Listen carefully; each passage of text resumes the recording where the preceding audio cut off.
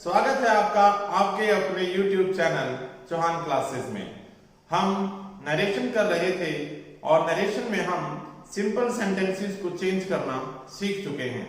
तो आज बारी होगी इंटेरोगेटिव और इंपेरेटिव सेंटेंसेस की। हम इन्हें देखते हैं कि हम इन्हें किस तरह से चेंज करेंगे। तो चलिए शुरू करते हैं। तो इंटेरोगेटिव सेंटेंसेस मीन्स प्रश्नवाचक वाक्य। अब ये प्रश्नवाचक वाक्य हम पहले एक जगह कर चुके हैं कि जो इंटेरोगेटिव सेंटेंसेस होते हैं वो दो तरह के होते हैं।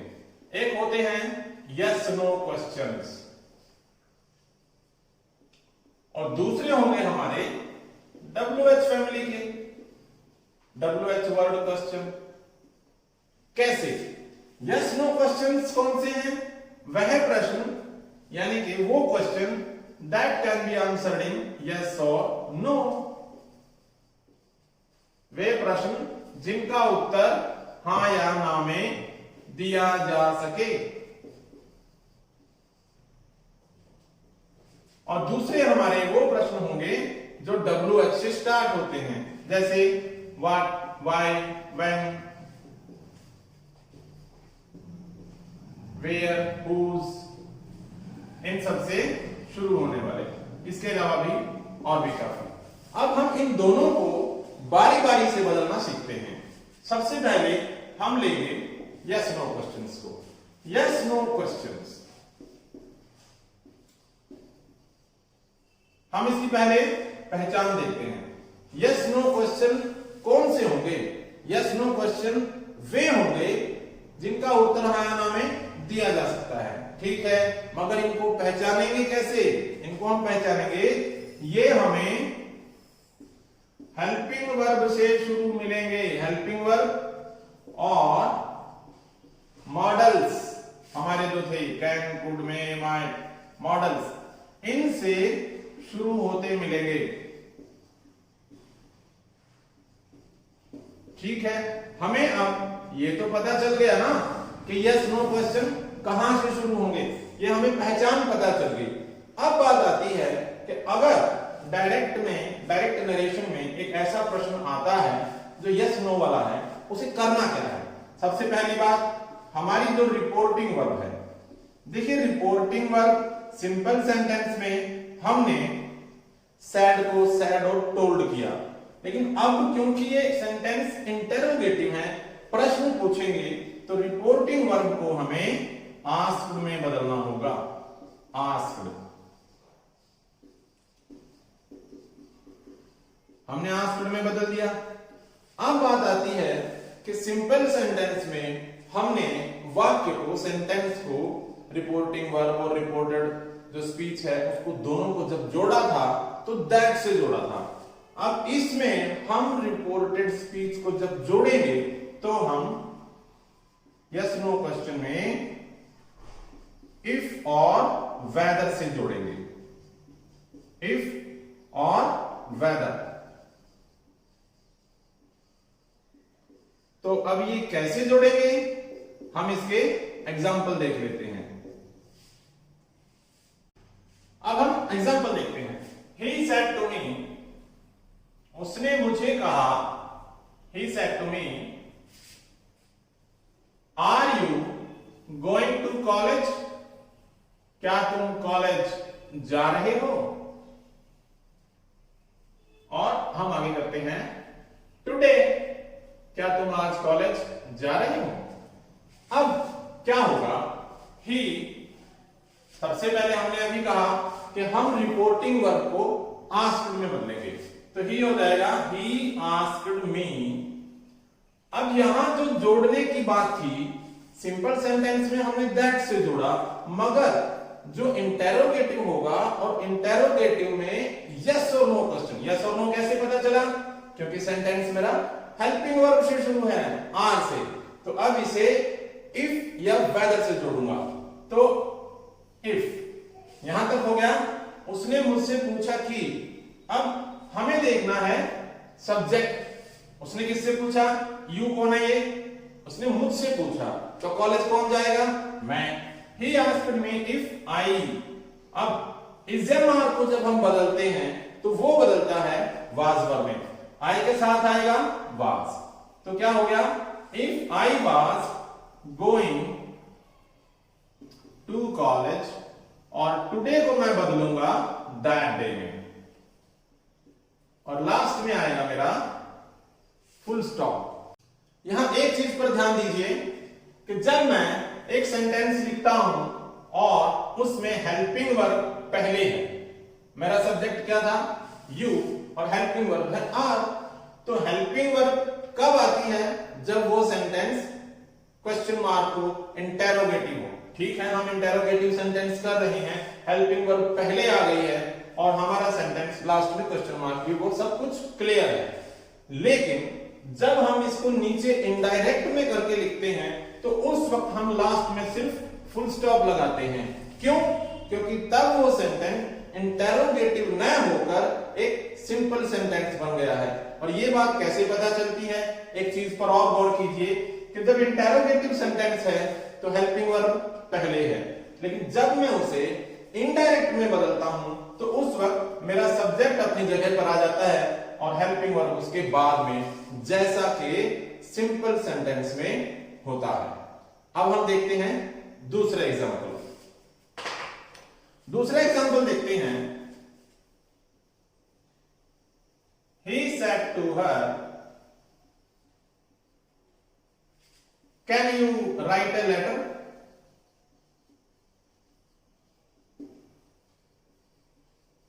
देखिए, उसने उस लड़की से पूछा कि क्या तुम चिट्ठी लिख सकती हो? तो बात वही है, हां या ना। तो क्या वो लिख सकती है, या तो हां कहेगी या फिर ना। बिल्कुल वैसे ही जैसे उसने पूछा था मुझसे कि क्या तुम कॉलेज जाओगे, तो या तो हां या फिर ना। सेम हम कर रहे हैं यस नो क्वेश्चन। तो उसने उस लड़की से पूछा can you write a letter, क्या तुम एक चिट्ठी लिख सकती हो? अब ही आस्क्ड हर, क्योंकि ये प्रश्न है, लास्ट में इंटेरोगेशन है, तो ये प्रश्न हो गया, ही आस्क्ड हर। अब ये बात उसने किससे पूछी है, एक लड़की से। हम सेंटेंस को किससे जोड़ेंगे, इफ से। अब फिर से वही बात, जब इंटेरोगेटिव है तो मेरी मॉडल या मेरी हेल्पिंग वर्ब वो मेरे सब्जेक्ट से पहले है, लेकिन जब मैं इसे नीचे करके लिखूंगा तो उस वक्त मेरा ये सेंटेंस सिंपल हो जाएगा और अब मैं अपना सब्जेक्ट ही पहले लिखूंगा। और इस सेंटेंस में मेरा सब्जेक्ट अब कौन होगा, उसने उस लड़की से पूछा, तो ये हर कौन है, ये लड़की है, तो अब यहां होगा शी। तो he asked her if she, और कैन को हम बदल देते हैं कुड में, if she could write a letter. तो इस तरह से होगा हमारा यस नो। इसमें एक चीज और, एक सेंटेंस और देख लेते हैं। यदि हमारा सेंटेंस डू और डज से शुरू है, यदि हमारा वाक्य डू और डज से शुरू है, तो ये दोनों रिपीट नहीं होंगे। तो ये आप एक तरह से यूं कहें कि ये गायब हो जाएंगे, ये उड़ जाएंगे, इनका कोई रोल नहीं होगा। कैसे हो जाएंगे गायब, वो देख लेते हैं। She said to him, उसने लड़के से पूछा, हिम है कोई, डू यू लाइक कॉफी? अब देखिए, उसने उससे पूछा डू यू लाइक कॉफी, क्या तुम्हें कॉफी पसंद है, हां या ना। अब देखिए, शी आस्क्ड हिम, उसने उससे पूछा। अब ये हिम कौन है, लड़का। अब बात आ गई इफ, अब ये मैं लड़के को पहले लूंगा तो ही, क्योंकि वो यू कौन है, जिससे उसने पूछा, वो था लड़का। She asked him if he, अब ये जो मेरा डू है वो मेरा गायब हो जाएगा, इसका कोई रोल नहीं है। अब मुझे क्या करना है, रूल के मुताबिक फर्स्ट फॉर्म को सेकंड करना है। तो इफ ही लाइक्ड कॉफी, इस तरह से हो जाएगा। ये होगा हमारा यस नो क्वेश्चन, किसमें, इंटेरोगेटिव सेंटेंसेस। अब हम बात करते हैं WH फैमिली की, WH वर्ड क्वेश्चन। ये क्वेश्चन वो हैं जिनका उत्तर आप हाँ या ना में नहीं दे सकते, आपको इससे संबंधित कुछ और बताना पड़ेगा। और WH वर्ड क्वेश्चन कौन से हैं? जो कि what, why, when, where, whose, which, how, इन सभी से शुरू हो गए। तो ये होते हैं WH क्वेश्चन। अब क्योंकि ये प्रश्न है तो इनको हम किस तरह से बदल पाते हैं वो देखते हैं। सबसे पहले तो जो रिपोर्टिंग वर्ब है हम उसे अब भी आस्क्ड में ही बदलेंगे, क्योंकि प्रश्न है। रिपोर्टिंग वर्ब को आस्क्ड में बदलिए।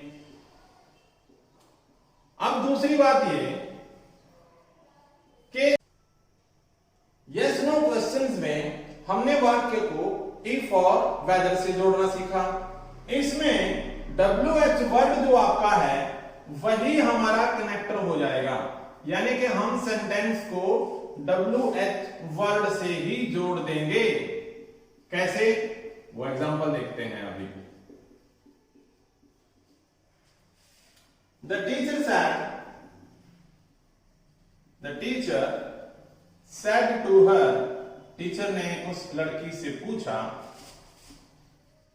Where are you going? तुम कहां जा रही हो? देखिए, तुम कहां जा रही हो, क्या वो लड़की इसका जवाब हां या ना में दे तो उचित रहेगा? तुम कहां जा रही हो, हां ना, यानी कि नहीं। उसे उस जगह का नाम बताना पड़ेगा, क्योंकि ये सेंटेंस हमारा WH है, इसका उत्तर हां या ना में नहीं दिया जा सकता। तो अब हमें क्या करना है? द टीचर, अब बात आती है रिपोर्टिंग वर्ब की। तो रिपोर्टिंग वर्ब जो हमारी सेट 2 है उसे अब हम आस्क्ड में बदलेंगे। द टीचर आस्क्ड, किसे? लड़की से पूछा। अब जो सेंटेंस है हमारा वो इस WH वर्ड से सीधा जुड़ेगा, वेयर का वेयर नहीं हो जाएगा। The teacher asked her where. अब देखिए इंटरोगेटिव सेंटेंस है, हेल्पिंग वर्ब पहले आई है, उसके बाद में सब्जेक्ट है, लेकिन हमने कहा था कि जब हम उसे नीचे करके लिखेंगे तो वो इंटरोगेटिव नहीं रहेगा। अब मुझे मेरे सब्जेक्ट को पहले लेना है, सब्जेक्ट यू कौन है? ये लड़की। तो अब होगा where she was going, she और इज मार्क को हमें बदलना है वाज वर्ब में। तो हमारा हो गया the teacher asked her where she was going. एक और एग्जांपल कर लेते हैं। ही सेड to them, उसने उनसे पूछा, how many of you know how to make coffee? देखिए क्वेश्चन, उसने उनसे पूछा, देन यानी कि अब सामने वाला एक नहीं है कई हैं। उसने उनसे पूछा हाउ मैनी ऑफ यू, तुम में से कितने नो जानते हैं हाउ टू मेक कॉफी, कि कॉफी कैसे बनाई जाती है। तो उसने उनसे पूछा कि तुम में से कितने लोग जानते हैं कि कॉफी कैसे बनाई जाती है। इसका उत्तर हां या ना में नहीं दिया जा सकता, संख्या होगी, बताना पड़ेगा कि हम जानते हैं। तो क्या होगा? ही आस्क्ड देम, देखिए उसने उनसे पूछा, हमारा सेंटेंस जुड़ेगा हाउ से ही। उसने उनसे पूछा हाउ मैनी ऑफ, अब ये यू कौन है? ये यू कौन है? ये है जिनसे वो पूछ रहा है। He asked them how many of them, first form आ गई हमारी, फर्स्ट फॉर्म को हमें चेंज करना है सेकंड में, new. How many of them new how to, अब देखिए फिर से फर्स्ट फॉर्म आ गई। हम कहते हैं कि फर्स्ट फॉर्म को सेकंड में बदलना है, लेकिन हम इस फर्स्ट फॉर्म को बिल्कुल भी नहीं बदलेंगे, क्योंकि ये फर्स्ट फॉर्म टू और वर्ब की फर्स्ट फॉर्म यानी कि टू इंफिनिटिव है, और टू इंफिनिटिव को हम कभी भी चेंज नहीं करेंगे। तो हाउ टू मेक का हाउ टू मेक ही रहेगा। ये चीज का हमेशा ध्यान रखें कि जो हमारे मॉडल्स होते हैं और हमारा इंफिनिटिव होता है टू और वर्ब की फर्स्ट फॉर्म, उनके साथ हमेशा वर्ब की फर्स्ट फॉर्म ही रहेगी और वो नरेशन के टाइम भी चेंज नहीं होगी। चलो एक सेंटेंस हम और करते हैं। He said to me, उसने मुझसे पूछा, Who are you? तुम कौन हो? तुम कौन हो? देखिए इसका उत्तर भी मैं हाँ या ना में नहीं दे सकता, मुझे बताना पड़ेगा मैं कौन हूं। हाँ या ना नहीं कह सकता। तो he asked me, उसने मुझसे पूछा, he asked me, अब क्योंकि WH वर्ड है तो यही सेंटेंस को जोड़ देगा who। अब बात आती है, ये मेरी हेल्पिंग वर्ब होगी, ये मेरा हो गया सब्जेक्ट। सब्जेक्ट ये यू कौन है? उसने पूछा किससे है? मुझसे। तो he asked me who I, और अब इज मार को हम बदलते हैं वाज वर्ब में, तो हु आई वाज। तो इस तरह से हमारा सेंटेंस हो जाएगा। तो प्यारे बच्चों ये थे आपके इंटेरोगेटिव सेंटेंसेस। अब हम बात करते हैं इंपेरेटिव सेंटेंसेस की, तो उन्हें देखते हैं। इंपेरेटिव सेंटेंसेस वो होंगे जिनमें या तो कोई किसी को आदेश देगा, एक ऑर्डर होगा, या फिर कोई किसी को सलाह देगा, एक एडवाइस होगी, या फिर कोई किसी से प्रार्थना करेगा, एक रिक्वेस्ट होगी, या फिर किसी चीज की मनाही होगी, किसी काम को करने से रोका जाएगा, प्रोहिबिशन बोलते हैं उसे। तो इंपेरेटिव सेंटेंस में ऑर्डर, एडवाइस, रिक्वेस्ट और प्रोहिबिशन, इनकी बात होगी। अब इन्हें कैसे बदलें? लेकिन बदलने से पहले हम ये देख लेते हैं कि इंपेरेटिव सेंटेंस अगर हमें मिलता है तो उसे पहचानेंगे कैसे। पहचान देखते हैं सबसे पहले। इंपेरेटिव सेंटेंस की जो पहचान होगी वो क्या होगी कि जो रिपोर्टेड स्पीच है, जो इन्वर्टेड कॉमास में हमारा सेंटेंस है, जो रिपोर्टेड स्पीच है, उसका पहला अक्षर, देखिए पहला ही अक्षर वो हमारी वर्ब होगी, वर्ब की फर्स्ट फॉर्म। तो हम पहचान जाएंगे कि हमारा सेंटेंस इंपेरेटिव है। और अगर सेंटेंस इंपेरेटिव है तो अब उसे बदलना कैसे है, ये बहुत ही आसान हो जाएगा। कैसे? हम इंपेरेटिव सेंटेंस की रिपोर्टिंग वर्ब को वाक्य के भाव के अनुसार बदलेंगे। सेंस क्या है सेंटेंस की, वो वाक्य के भाव के अनुसार बदलेंगे। कैसे?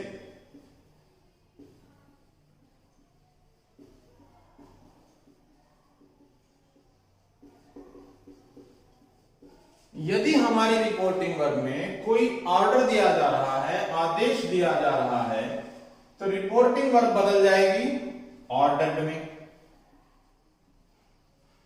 यदि रिपोर्टिंग वर्ब में कोई किसी को सलाह दे रहा है तो रिपोर्टिंग वर्ब बदल जाएगी एडवाइज्ड में। यदि रिपोर्टिंग वर्ब में कोई रिक्वेस्ट है, कोई प्रार्थना कर रहा है, तो रिपोर्टिंग वर्ब बदल जाएगी रिक्वेस्टेड में। और तो अब बात आती है कि हम इस सेंटेंस को जोड़ेंगे कैसे। सिंपल सेंटेंस को हमने दैट से जोड़ा, इंटेरोगेटिव को हमने यस नो को इफ से जोड़ा, और WH को WH से ही जोड़ दिया। इंपेरेटिव सेंटेंस में हम वाक्य को टू से जोड़ेंगे। जो वर्ब की फर्स्ट फॉर्म हमें मिलती है उससे पहले टू लगाकर जोड़ देंगे, टू लगाकर जोड़ देंगे। यानी कि हमने सेंटेंस को एक तरह से टू से जोड़ना है। तो कैसे होगा ये हम देख लेते हैं। अब एग्जांपल देख लेते हैं। She said to her brother,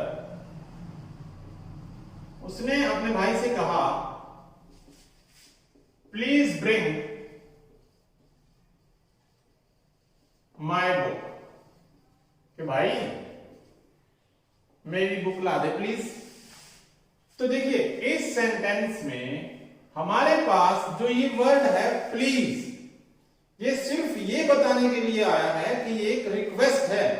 इसी का सिमिलर है काइंडली। तो आपको ये दो सेंटेंस मिलेंगे, प्लीज और काइंडली, जिससे हमें ये कंफर्म हो जाएगा कि ये सेंटेंस हमारा इंपेरेटिव सेंटेंस है। तो अब हमारे पास करने को क्या रहा? शी सेड टू को रिपोर्टिंग वर्ब को मुझे अब बदलना है रिक्वेस्टेड। तो शी रिक्वेस्टेड हर ब्रदर, उसने अपने भाई से प्रार्थना की। देखिए प्लीज का काम खत्म हो चुका है, अब उसे जाने दीजिए। तो अब हमारे पास पहला वर्ड क्या बचा? ब्रिंग। ब्रिंग हमारी फर्स्ट फॉर्म है, उससे पहले हमें टू लगाकर सेंटेंस को जोड़ देना है। और ध्यान रहे अभी थोड़ी देर पहले भी कहा था कि टू के साथ जब वर्ब की फर्स्ट फॉर्म आती है तो वो टू इंफिनिटिव हो जाता है, उस वर्ब को हम कभी चेंज नहीं करेंगे सेकंड में। तो क्या हुआ? She requested her brother to bring. अब बुक किसकी है? उस लड़की की, क्योंकि लड़की बोल रही है माई बुक। तो अब हो जाएगा her book. She requested her brother to bring her book. इस तरह से हमारा ये सेंटेंस हो जाता है। एक और करते हैं। He said to his servant, उसने अपने नौकर से कहा, go and post this letter, जाओ ये लेटर पोस्ट करके आओ। क्या होगा? अब वो अपने नौकर से कह रहा है, तो सीधी सी बात है वो एक ऑर्डर है। He ordered his servant। हमारा सेंटेंस का फर्स्ट वर्ड क्या है? गो। वर्ब की फर्स्ट फॉर्म। उससे पहले क्या करेंगे? टू लगाएंगे। To go and post. अब हमारे पास क्या है? दिस। दिस को बदल देंगे दैट। Post that letter. एक और देखते हैं। The teacher said to him, teacher ने उस लड़के से कहा, क्या कहा? Gate out of the class, class से बाहर निकल जाओ तुम। तो देखिए टीचर ने उस लड़के को आदेश दिया है, ऑर्डर दिया है। तो क्या होगा? The teacher ordered him. The teacher ordered him. क्या? इस टू लगाना हमने वर्ब की फर्स्ट फॉर्म से पहले, to get out of the class. तो ये था इंपेरेटिव ऑर्डर का। अब एक और देखते हैं हम। ही सेड टू हर, उसने उस लड़की से कहा, क्या कहा? Take medicines regularly. अब कोई बीमार है तो उसने उसे कहा कि भाई तुम अपनी दवाइयां नियमित रूप से डेली लेती रहो। तो ये क्या हो गई? ये एक एडवाइस हो गई। तो ये एडवाइस हो गई। ही एडवाइज्ड हर, उसने उसे सलाह दी। ही एडवाइज्ड हर किस बात की? दवाइयां लेने की। तो टू वर्ब की फर्स्ट फॉर्म है, तो टू टेक मेडिसिन्स रेगुलरली। तो ऑर्डर, एडवाइज्ड, रिक्वेस्ट, इस तरह से हम इन तीनों सेंटेंसेस को कर सकते हैं। अब इसी में आता है प्रोहिबिशन, हम उसे भी देखते हैं। अब इंपेरेटिव सेंटेंसेस में ही डू नॉट वाले वाक्य होते हैं जिनमें किसी काम को करने की मनाही है, यानी कि आपको किसी काम को करने से रोका जाता है। कैसे? He said to him, उसने उसे कहा, do not pluck the flowers, कि इन फूलों को मत तोड़ो। वो फूल तोड़ने से रोक रहा है। ये किसी काम को करने की मनाही यहां हमें बताई गई है। तो क्या होगा? हम इसे दो तरीके से करेंगे। कैसे?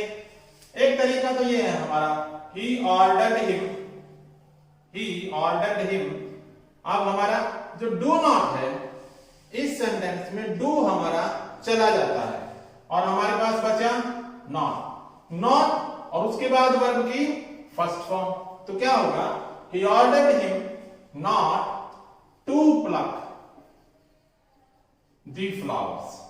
अब दूसरा तरीका क्या है, हम डू नॉट वाले वाक्य में एक अलग से, डू नॉट वाले वाक्य की अलग से हम एक रिपोर्टिंग वर्ब फोरबेड भी कर सकते हैं। फोरबेड मीन्स मना करना, मना करना। अब देखिए, फोरबेड वो वर्ड है जिसमें मना करना पहले से, यानी कि उसमें नॉट पहले से इंक्लूड है। तो जब हम ये रिपोर्टिंग वर्ब करेंगे तो क्या चेंज होगा, इसी सेंटेंस को करते हैं, ही ऑर्डर्ड की जगह पे आ गया फोरबेड, तो क्या हुआ, ही फोरबेड हिम। हमने कहा फोरबेड में नेगेटिव यानी कि नॉट पहले से ही इंक्लूड है, तो हम नॉट भी छोड़ देंगे। ऊपर वाले सेंटेंस में हमने सिर्फ डू छोड़ा, लेकिन जब फोरबेड लिखेंगे तो डू और नॉट दोनों छोड़ देंगे। तो ही फोरबेड हिम टू, सीधा लिखेंगे टू प्लक द फ्लावर्स। एक एग्जांपल और करते हैं इसी का। The mother said to him, the mother said to him, do not mix with bad boys। मां ने कहा बुरे लड़कों के साथ मत रहा कर। देखिए, मां है, ऑर्डर भी कर सकती है आपको, एडवाइस भी कर सकती है, तो कैसे होगा, द मदर ऑर्डर हर सन या हिम, देखिए हिम, उसके बाद पहले तरीके से हम करते हैं तो डू चला गया, not to mix with bad boys हो गया। अब इसी को हम दूसरे तरीके से करते हैं जो फोरबेड वाला है, तो क्या होगा, द मदर फोरबेड हर सन या हिम। अब हम नॉट भी छोड़ देंगे और सीधा हो जाएगा to mix with bad boys.